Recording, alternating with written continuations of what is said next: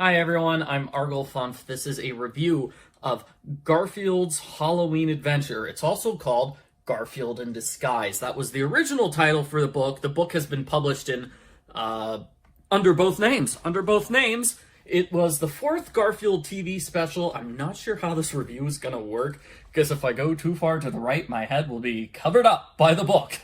So hopefully you'll still be able to see me. If you can't, at least you'll be able to hear me talk about this book. So I thought it was okay. I'm going to give it a sideways thumbs up. The first half is good. The second half is not good.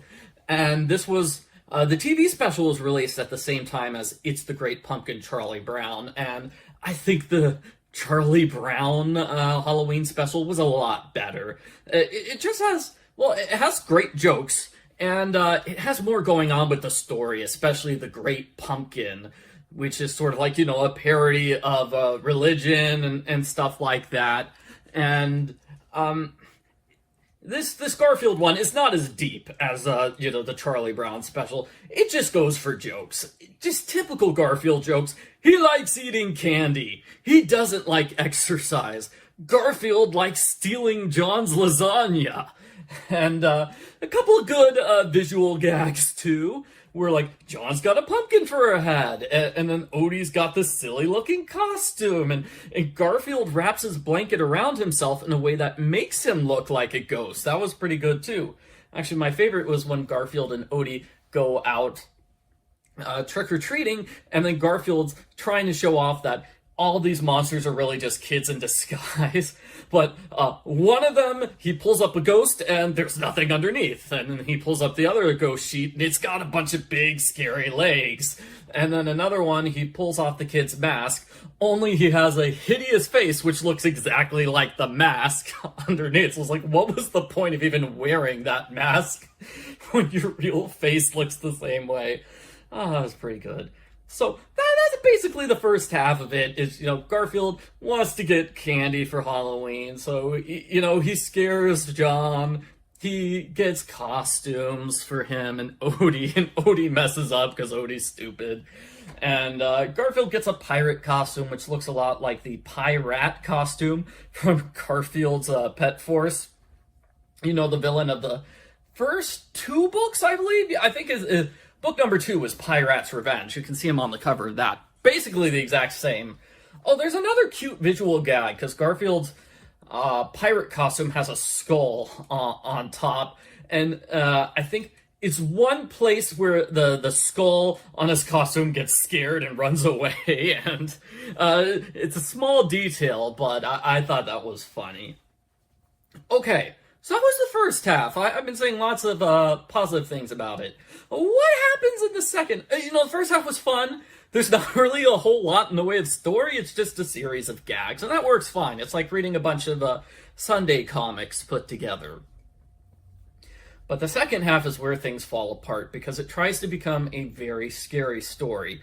And I just didn't like it. It fell apart.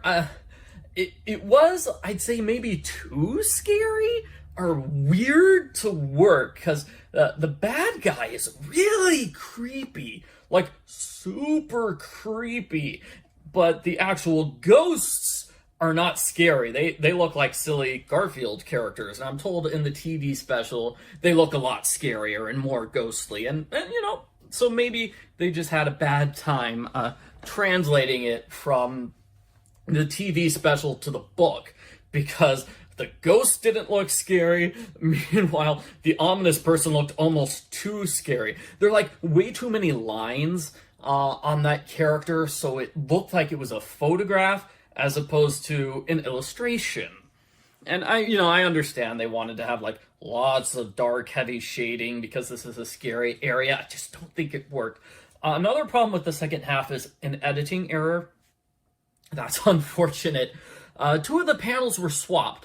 So the joke is supposed to be that Garfield and Odie are rowing across the river. And he's like, "Oh, Odie, you gotta bring out the oars." And then Odie throws the oars overboard. And Garfield's like, "Oh, I would make him walk the plank if this boat had a plank." So that's what the joke is supposed to be, but they swap the two panels. So what happens is Garfield goes, "Odie, put out the oars." "Ugh, I would make him walk the plank if I had a plank." And then Odie throws the oars overboard. You see, swap the two panels, totally ruins the joke. That's an editing error. There's a weird moment, I'm told it's exclusive to the book version, where Garfield steals a ring from the pirate treasure. So what happens is they enter a spooky house. They get told a story about pirate ghosts. The pirate ghosts show up. The pirate ghosts start chasing Garfield and Odie. And then the book puts the chase on hold for a page while Garfield goes to the pirate treasure, steals a ring, goes back to Odie, and then they resume being chased by the ghosts. And they get chased all the way home. And Garfield's like, "Why are the ghosts chasing us? What can we do?" And Odie points to the ring, and Garfield goes, "Oh, they must be chasing us for the ring." And he gives the ring back.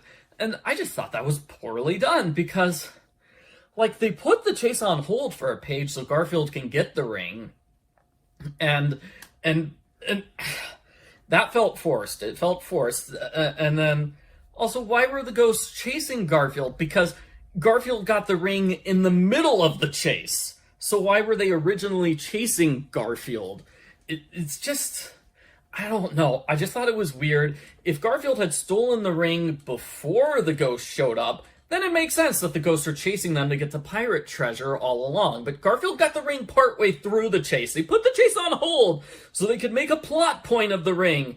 But it's like, oh, the timing. So if they had moved that page up, well, it would have caused a continuity error if they moved that scene up like a page, because the ghosts take out the treasure, right? The ghosts have to actually be there because they're the ones who find the treasure. So, yeah, I don't know how they could have done Garfield stealing the treasure before the chase. I guess he could have just stolen the treasure and then the ghosts would have noticed him afterwards. Maybe if the ghosts noticed him stealing the treasure and then started chasing him, that would work. Garfield would come across as stupid for not knowing why the ghosts are chasing him. Still, like, the second half, it felt like it was maybe from a completely different author, like a different book, or it switched genres entirely. I mean, yeah, it wasn't very good.